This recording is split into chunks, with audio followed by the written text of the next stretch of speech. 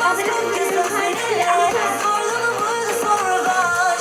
Sen önce boş ver bana.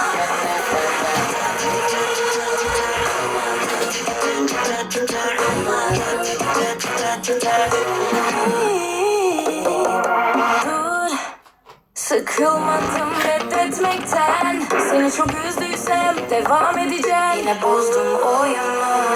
Yokmuş rakiplerin, hiç yokmuş yanlışların.